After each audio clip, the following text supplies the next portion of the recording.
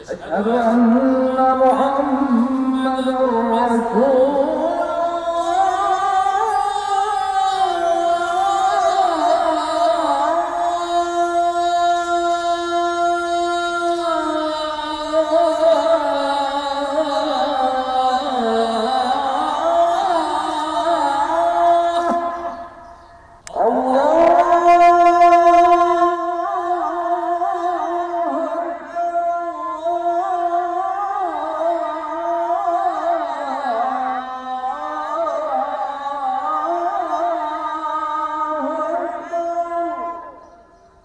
Ayasofya'nın da ibadete açılması yerli yahut yabancı turistlerin orayı ziyaret etmesine mani değil.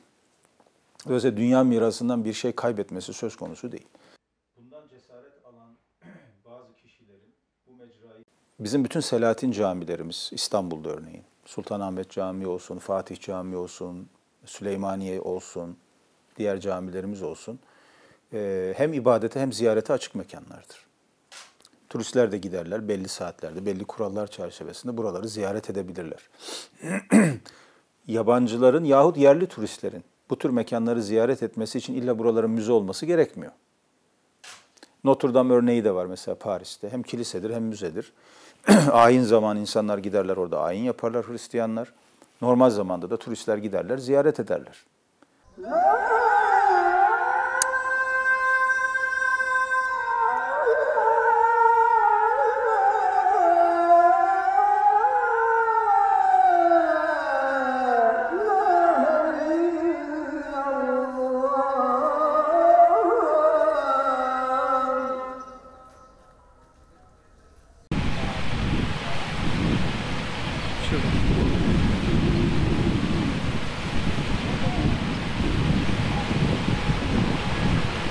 Biliyor ki bak.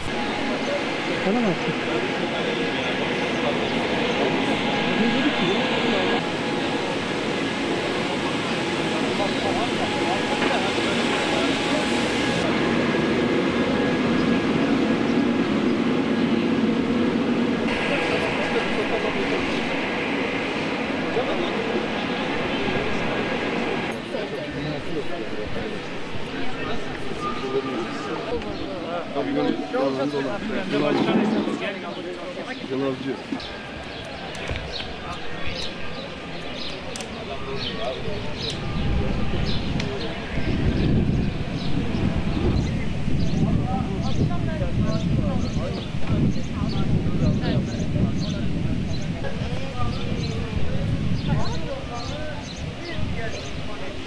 Evet.